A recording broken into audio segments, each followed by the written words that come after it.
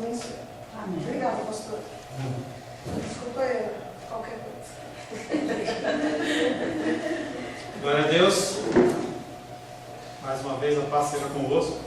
Mesmo que ninguém foi embora. Eu sei que você precisa de um pouquinho mais de paz, então a paz seja convosco. Né? Nosso segundo tema de oração. Nós finalizamos semana passada falando algo que nós já falamos no Bem-aventurado dos Mansos, mas que eu vou repetir para a gente dar andamento no nosso estudo. Jesus realizou muitos milagres no decorrer do seu ministério. Ele andou sobre a água, transformou água em vinho, curou enfermos, curou e ressuscitou mortos. Como João disse, nós lemos na semana passada, João capítulo 21, verso 25, há porém ainda muitas outras coisas que Jesus fez. Se todas elas fossem relatadas uma por uma, creio que nem no mundo inteiro caberiam os livros que seriam escritos.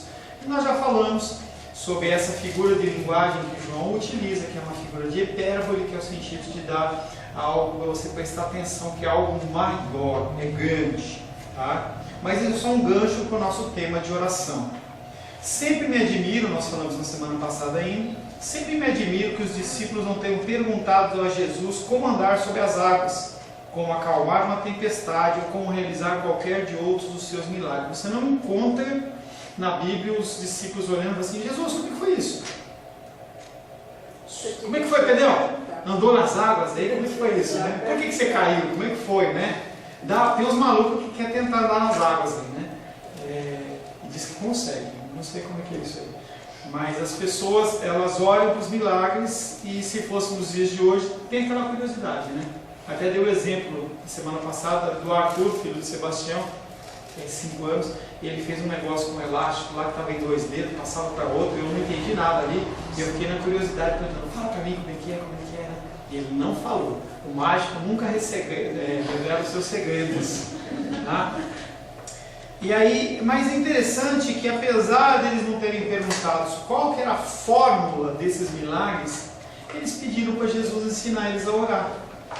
Lucas capítulo 11, verso 1. Abre aí, por gentileza.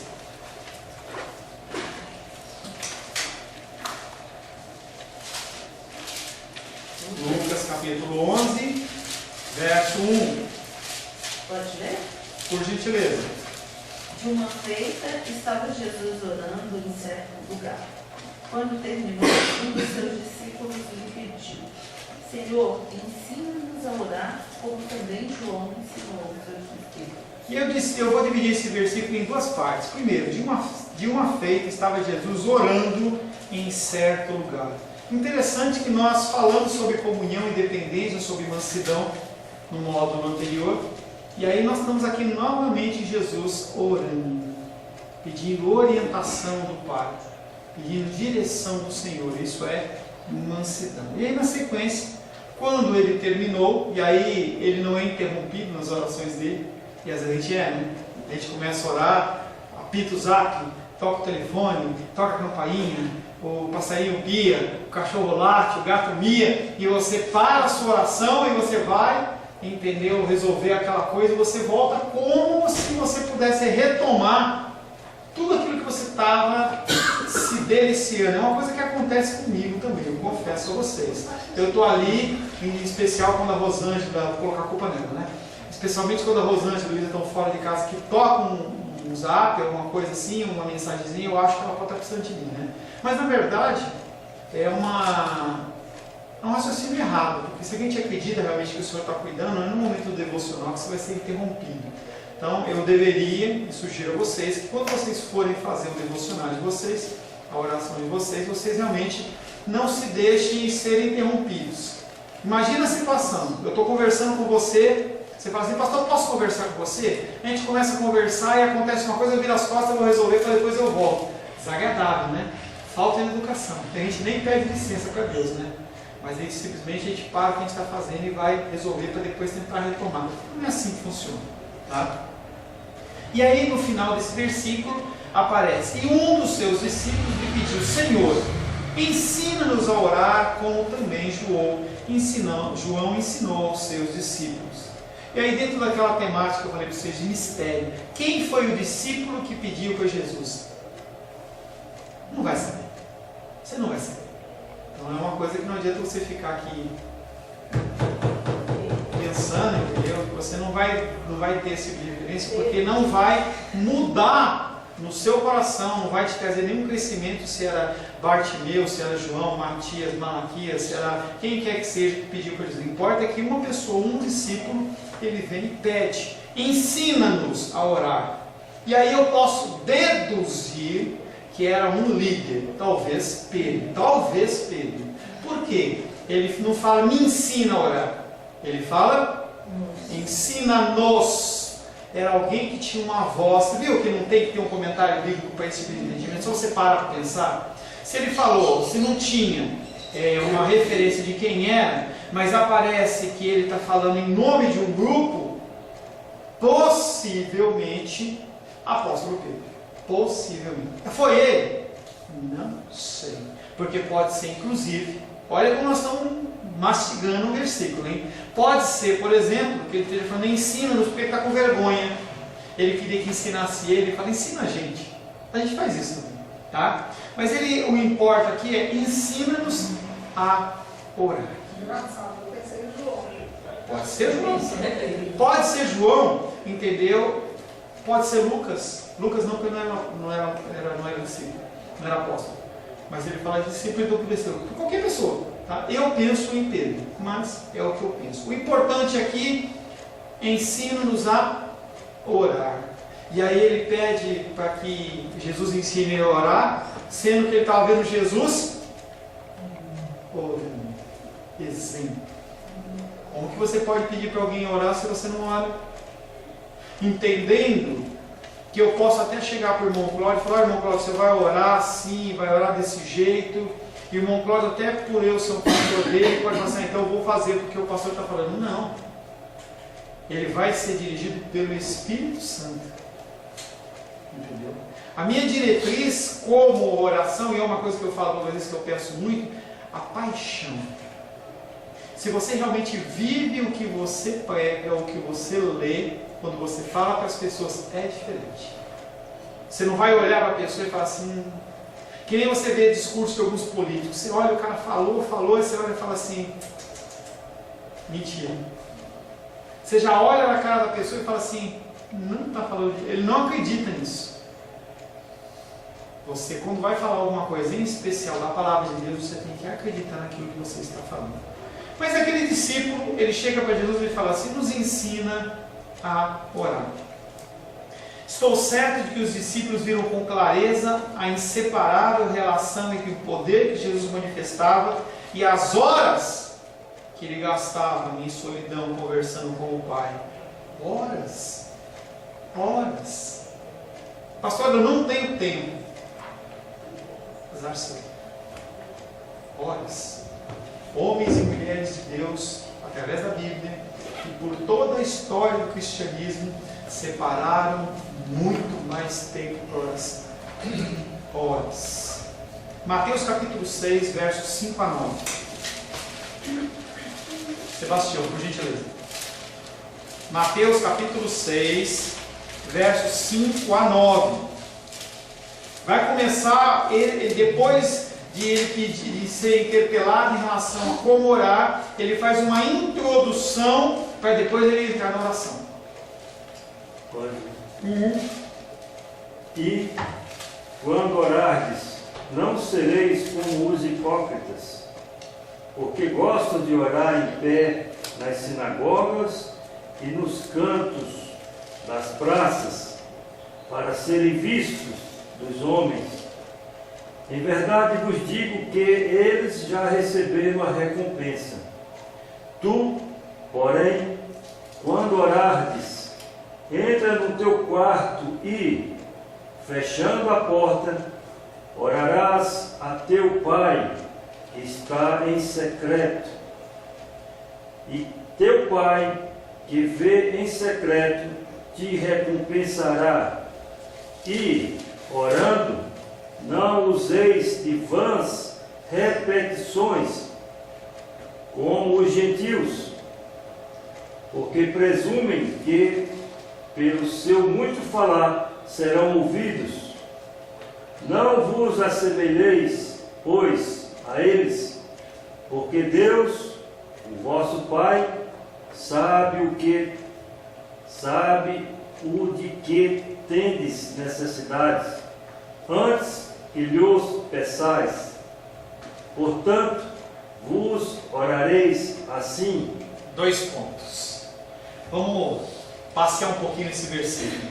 E quando orares, não sereis como hipócritas. O que é um hipócrita? Pastor, eu não tenho dicionário bíblico, mas a Bíblia já está te dizendo o que é o hipócrita. O hipócrita é aquele que gosta de orar em pé nas sinagogas e nos cantos das praças para serem vistos pelos homens. Isso é uma pessoa hipócrita. É uma pessoa que fala algo para aparecer para os outros. É uma pessoa que ela está preocupada não com o que ela está falando, e sim em que as pessoas olhem e falem assim: uau, como o irmão Cláudio ora bem. É a comparação com o jejum. Então, ao invés de falar assim, não, hoje não posso porque eu estou jejuando. Jejuar, mesma coisa. É uma situação mais complexa, entendeu? Porque no caso do jejum, às vezes você é colocado em situações em que a pessoa te convida para comer, e aí, para você não ser desagradável, entendeu? Você acaba falando realmente o que está acontecendo. Você está fazendo um jejum, você não vai falar: eu não estou passeando, ou não estou com vontade, não gosto disso. Não é. Falar do jejum, tá? Bom, não sereis como os hipócritas. Ele vai dando conselhos negativos e positivos. Primeira coisa que ele fala: não sejam como os hipócritas. Interessante que na sequência disso ele fala: em verdade vos digo que já receberam recompensa. Olha, é aquilo que nós já falamos, a oração que nós fazemos em propósito de outras pessoas, elas se revertem a nós mesmos, a algo, a algum prêmio, alguma recompensa. E aí Jesus Cristo ele fala: as pessoas que fazem para serem olhadas pelos outros, falar assim: uau, eles já receberam uma recompensa. Tu, porém, quando orares, entra no teu quarto e fechada a porta, orarás a teu Pai que está em secreto. E aí dá uma forma. Quando você for orar, quando você for separar o seu tempo, não estou dizendo o tempo do dia a dia, que você está fazendo comida, que você está fazendo cuidando de filho, cuidando de sobrinho, arrumando carro, vai daqui, vai de lá, você tem que estar com a tua mente em oração com o Senhor. É um tipo de elo diferente. Mas quando você separa o tempo, é um tempo especial, você tem que fazer isso aqui. Entra no teu quarto. Pastor, pode ser o banheiro? Pode. Pode ser dentro do meu carro? Pode. Pode ser lá na varanda? Pode. É um exemplo. No sentido de privacidade. Que ninguém esteja vendo. Você pode se abrir o seu coração em relação ao Pai. Entra no teu quarto e fechada a porta. Pastor, eu moro com... tem 3 pessoas que dormem no meu quarto. Eu não posso orar do jeito que a Bíblia está falando. Gente, não é isso que a Bíblia está falando. Está falando de você tentar se isolar. Alguém falou aqui: olha, quando eu vou orar, entendeu? Eu oro de madrugada, eu oro num tempo em que ninguém me incomoda. É o melhor tempo. Não é porque Deus... foi a vocês? Não é porque a fila é menor. Não existe isso de fila menor para Deus. O que acontece é: não toca o telefone, todo mundo está dormindo, o carro do gás não passa, o cara vendendo pamonha. Ontem que eu entendi um cara vendendo churros, e ele fala assim: churros, churros, e eu ficava ouvindo aquilo, eu não sabia o que o cara falava. Aí eu estava parado no carro, quando o cara passou, falou assim: churros, churros. Eu falei assim: é isso que o cara está falando? Não tem o carro dos churros passando de madrugada. E aí você não é interrompido, você consegue se concentrar mais. Entra no teu quarto e fechada a porta, orarás ao teu Pai que está em secreto. É pensamento? Não. Voz audível. Você tem o dia inteiro para você orar em pensamento. Naquele momento é o momento de você conversar com Deus. Tu, porém, quando orares, entra no teu quarto, fecha o seu porta e orarás ao teu Pai que está em secreto, e o teu Pai que vem em secreto te recompensará. Olha de novo ele falando. Há benefício na oração. E orando, e aí ele vai, chama a atenção: e orando não useis de vãs repetições. Pastor, o que é vã repetição? Vã repetição é você orar sem sentido. Você pode orar um Pai Nosso de uma maneira correta, como você pode orar o Pai Nosso de maneira religiosa. Nós vamos estar analisando as partes do Pai Nosso, você vai ver que quão profundo é. E de maneira religiosa? Pai nosso, que estás no céu, seja o vosso nome, venha o nosso reino, seja feita a vontade assim como no céu. Pai nosso, que estás no céu, santificado seja o vosso nome. 2, 3, 4. Você não capta a essência, que é o mesmo sentido de você ler a palavra e você meditar na palavra. É o mesmo sentido de você conversar com Deus numa profundidade ou numa tribulação, desliga o telefone, liga e atende. É diferente, tá? Não useis de vãs repetições como os gentios, que presumem, porque pelo seu muito falar serão ouvidos. E aí ele dá uma cutucada nos fariseus, que eles usavam frases que ninguém entendia, palavras rebuscadas. Não estou dizendo que você não pode fazer isso. Se você fizer de coração, vale. Excelentíssimo e portentoso Deus, que habitas nos mais altos recônditos do céu. A pessoa está querendo olhar e falar assim, você não entende nada, mas ela está querendo que as pessoas olhem e falem assim, nossa, como ele fala bonito. E assim diz Deus em hebraico, Abba. O povo cristão tem mania de usar esse negócio, né? Adonai, Elohim. Sendo que Deus deu as palavras em português para a gente se conversar com Ele. Você quer fazer? Fale dentro de um contexto sadio, não para impressionar as pessoas. Tem palavras que eu corto aqui, porque eu falo, poxa, eu vou mostrar uma palavra tão difícil para as pessoas, só para eles me perguntarem o que é, e dizer que eu sei. Não, eu já coloco uma palavra mais simples. É uma coisa que eu faço. Quando eu pego um material de estudo, eu traduzo esse material para que vocês entendam com mais facilidade. Coloco uma linguagem que vocês entendam. Por que eu vou usar uma palavra difícil se eu posso usar uma palavra simples? É mais fácil para vocês entenderem. Não useis de vãs repetições como os gentios, porque presumem que pelo seu muito falar serão ouvidos. Não vos assemelheis, pois, a eles, porque Deus, o vosso Pai, sabe o que tendes necessidade antes que lhe o peçais. Portanto, vós orareis assim. E aí Jesus Cristo, ele é interpelado como orar, ele dá essa abertura e aí ele vai começar a ensinar a orar. Jesus instruiu aos seus discípulos que podemos fazer dela, a oração, uso na vida pessoal ou na vida devocional da igreja, mas também estava ensinando um padrão para nos mostrar a maneira como devemos orar. A oração do Pai Nosso, ela é uma oração que você pode fazer quantas vezes você quiser. Você não está sendo menos evangélico ou menos cristão em estar numa roda de irmãos e falar assim, vamos orar o Pai Nosso? Não há problema nenhum, não é religiosidade. Tá? Mas muito mais do que uma oração para você repetir, é um padrão de como você tem que orar. É algo que eu já falei com alguns. Você chega na igreja, você olha para a pessoa e fala, paz do Senhor. Vai lá e dá um abraço, dá um beijo, dá um cumprimento. Dá licença. Às vezes a gente está chegando, começa o culto, às vezes as pessoas estão no meio da oração, eu vejo, por exemplo, a Naldinha, ela para na porta e não entra. É uma reverência dela. Entendeu? Então são coisas que a oração do Pai Nosso, elas nos ensinam como estrutura das nossas orações. Jesus estava dando um esboço das prioridades ou de coisas que devem ser prioridades em nossa vida de oração. Consideremos um por vez as sessões do Pai Nosso. Nós vamos começar falando primeiramente de duas palavrinhas: Pai Nosso. As duas primeiras palavras da oração são radicais, conforme usadas no Novo Testamento. Primeiro que você tem que entender, eu estava falando rapidamente com alguém que foi com a Edilene.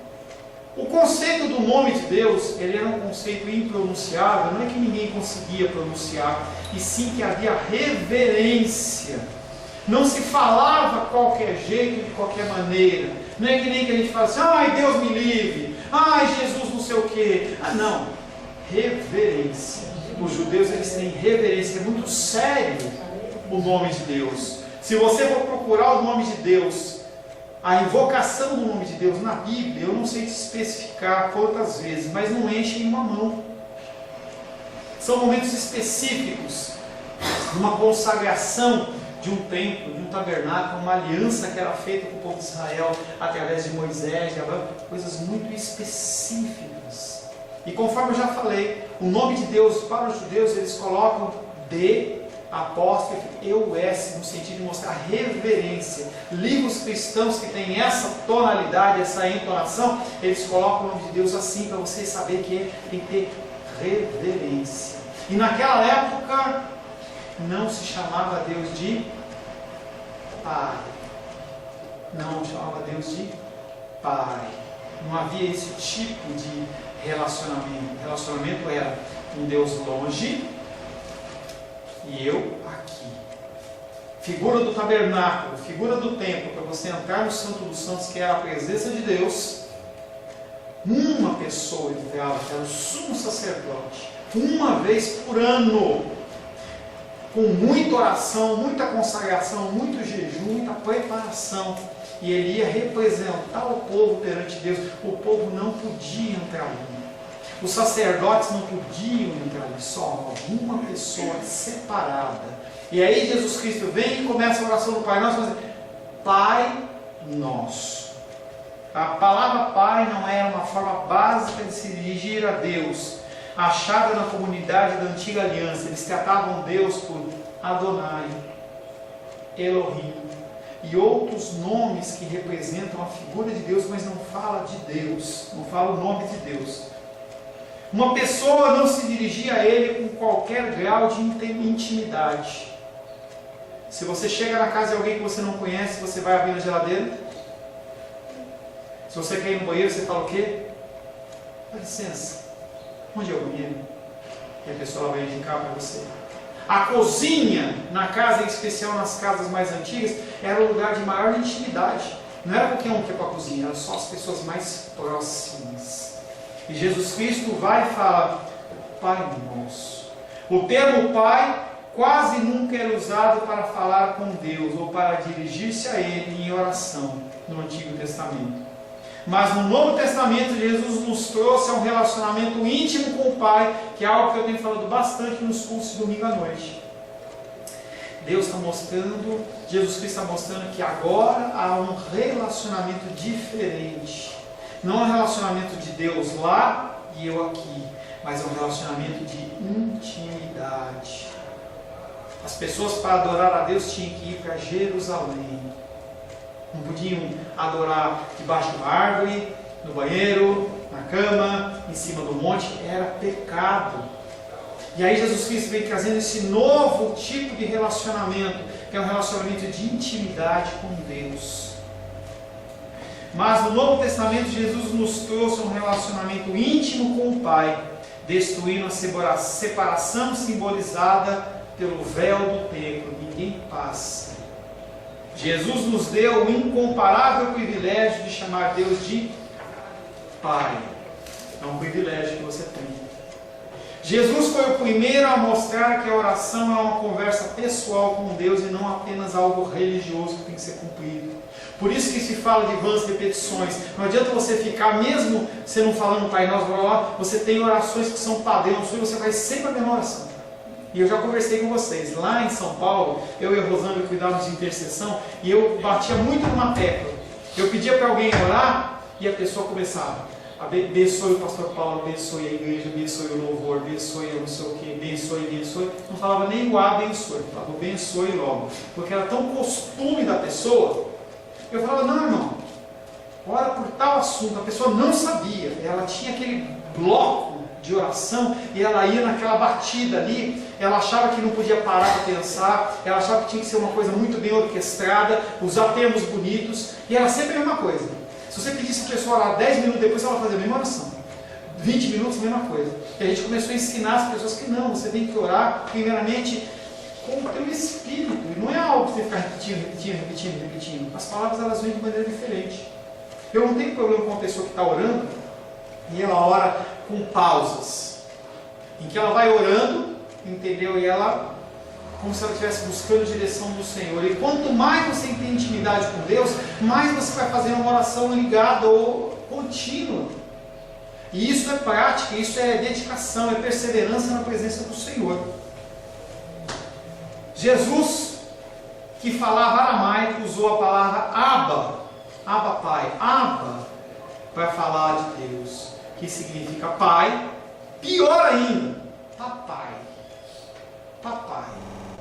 As pessoas que são da geração mais antiga, que não tiveram pais muito presentes, eram pais mais autoridades, você tinha que chegar para ele e falar Senhor, beijar a mão dele com muita reverência e com muito temor, medo de acontecer alguma coisa. Jesus Cristo fala assim: vocês tratem Deus de papai. Posso quase ouvir o clamor de alarme dos discípulos. Pô, pera um pouquinho, Jesus. Eu venho a você para você me ensinar a orar, e você fala de papai. Nós estamos falando de Deus. Eu acho que eles não falaram isso não, mas que o coração deles para para pensar, porque eles foram criados assim. Não podia tratar Deus com essa intimidade toda. Não podia elevar essas orações em qualquer lugar. Não tinha essa liberdade toda. Você não está dizendo isso realmente, Jesus, falando papai. Eu acho que você se engana. Você não pode estar falando sério. Não temos permissão nem de falar o nome de Deus, como é que nós vamos chamar de papai? Ironicamente, hoje vivemos um mundo em que supõe que Deus é o pai de todos e que todos os homens são os irmãos. E a pessoa quando olha fala assim: Deus é um só. Realmente. Mas Deus não é pai de todos. Por isso é que a oração do Pai Nosso, ela começa com um relacionamento. Você ora e fala: Pai Nosso, meu Pai. Você está falando com um ser com intimidade. Você está buscando conhecimento. Você está buscando relacionamento. Você está buscando conhecer esse Deus, que é uma coisa que está começando a borbulhar na igreja. Eu estou gostando demais. Não é um, nem dois, nem três que estão querendo aprender mais de Deus, entendeu? Querendo conhecer mais, e que a gente, se assim o Senhor permitir, a gente vai estar instruindo vocês para que vocês caminhem numa profundidade de Deus, estudando mais os conceitos bíblicos.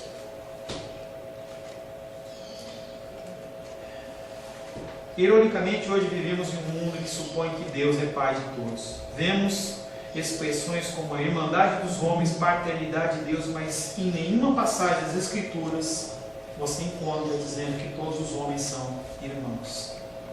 Princípio básico para você descobrir se uma coisa é bíblica ou se ela não é bíblica. Está na Bíblia? Isso quebra muito o conceito que você tem. Muita coisa que as pessoas estão fazendo aí e estão ensinando. Está na Bíblia? Está onde? Lembro que em certo momento eu estava falando com uma pessoa aqui da igreja, em que ela saiu da igreja, ela chegou: pastora, você está me ensinando, falando que isso aqui é heresia. Aonde está dizendo que está errado? Não, é assim, pronto. Isso não existe em cristianismo. A pessoa tem que entender o que está acontecendo, a menos que seja um mistério de Deus. Tá? Mas se eu estou colocando uma postura, eu estou ensinando algo, tem que ter algum parâmetro. E o parâmetro chama-se Palavra de Deus. Tudo tem que estar na Palavra de Deus. Você não encontra na Bíblia nenhum lugar dizendo que Deus é pai de todo mundo. A Palavra de Deus diz que os homens são nossos próximos. E aí por isso que fala: ame a Deus sobre todas as coisas e ao próximo. Senão eu só amaria as pessoas que estão na igreja. Você é crente? Te amo. Não é crente? Te odeio. Não é isso que Deus está falando. Aquele que te odeia, aquele que te persegue, aquele que é ruim com você, você tem que amá-lo. São os próximos. Amar o próximo como a nós mesmos. Há um sentido especial em que Deus é o Pai de todos os homens, como doador e sustentador da vida. O Criador por excelência da raça humana, e isso a gente não tem como discutir. Qualquer ser, seja criatura, seja ser humano, foi criado por Deus. Nesse sentido ele é Pai, mas é só nesse sentido. Mas na Bíblia nada indica que o indivíduo pode se aproximar de Deus em um sentido familiar. Se você não tem Cristo, você não tem como se aproximar de Deus. O único caminho de Deus para Deus é Jesus Cristo. Se a pessoa não tem Jesus Cristo, não tem como ela se aproximar. Mas ela chama de Pai.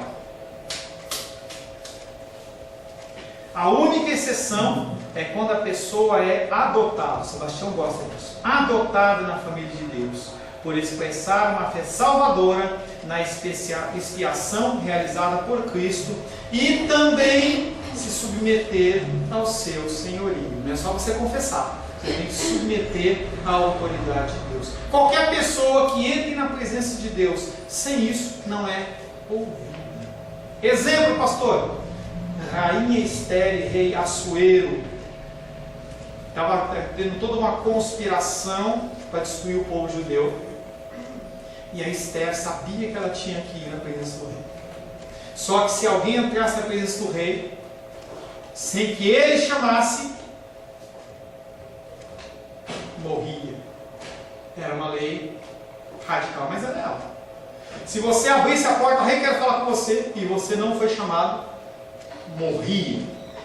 A única opção era o rei pegar o cetro dele, de monarca, e apontar para ele, para você.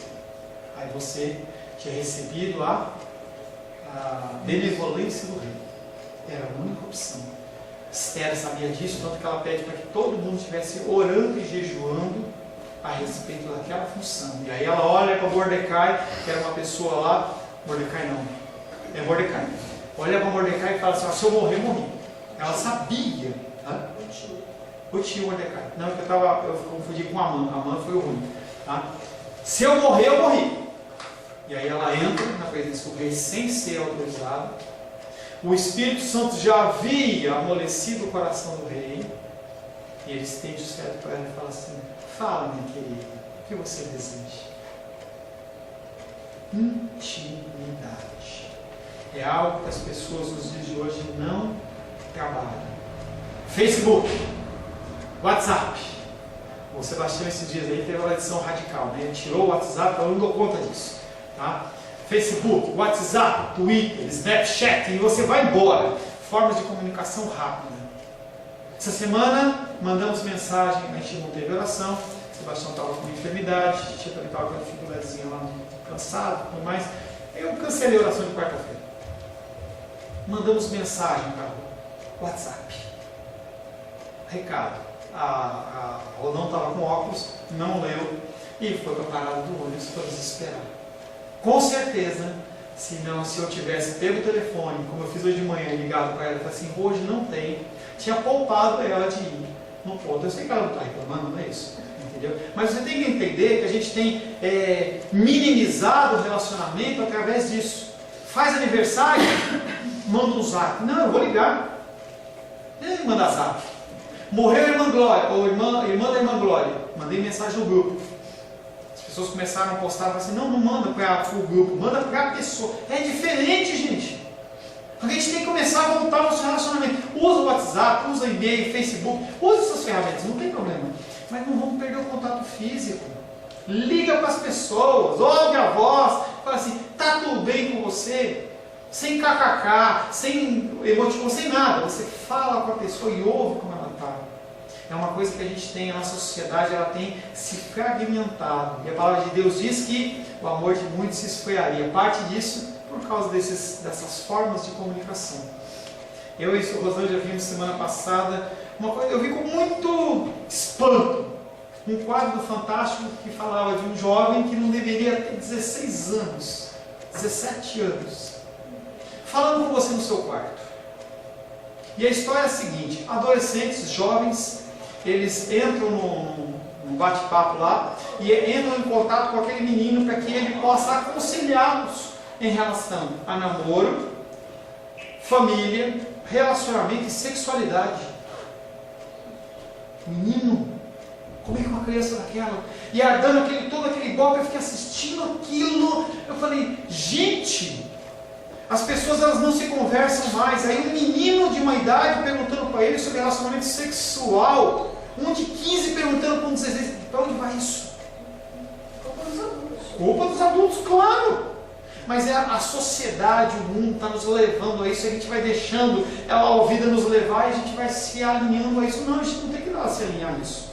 Como a gente não tem que aceitar o homossexualismo. A gente não aceita. E se tiver que morrer, morro.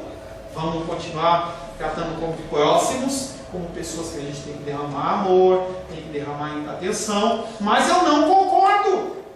Acabou. Você vai para a prisão. Vai. A gente tem que parar com isso. E é como que a gente consegue essa direção? Relacionamento com Deus. Direção do Espírito Santo. Oração. Feche seus olhos. Senhor Deus, agradecemos ao Senhor de todo o coração por esse tempo que estivemos na Tua presença. Falando, Pai querido, das coisas concernentes à oração, Pai. Senhor, nós nesse mundo pecaminoso e corrido, nós precisamos separar mais tempo para orar. Nós precisamos, Pai, que nos relacionar mais e mais com o Senhor para recebermos a direção do Senhor e assim possamos ser conformados à Tua vontade, à Tua palavra, Pai. Te louvamos te adoramos, pedimos que nós possamos colocar em prática para tudo que nós ouvimos, em nome de Jesus. Amém. Glória a Deus. A paz seja convosco. Meu nome é Paulo César. Eu sou pastor da Igreja Cristã Semente de Vida, aqui em Brasília, Distrito Federal. Me alegro que a palavra tenha te alcançado. A palavra faz isso. Ela alcança as pessoas aonde quer que elas estejam. E você foi agraciado com esta palavra. Não que eu tenha nada especial a te dizer. A palavra ela é suficiente e ela usa quem ela quer. E eu me alegro por ter sido um canal para poder te abençoar. Mas eu quero te dizer que não basta você ser um ouvinte. Não basta ser uma pessoa que se alegra quando você ouve a palavra de Deus. A vida ela é feita de decisões. Se você está ouvindo essa palavra hoje, eu creio que o Espírito Santo tem um propósito especial com você. Muito mais do que prosperidade, muito mais do que uma cura física, uma cura emocional ou espiritual, Ele quer te alcançar para a vida eterna.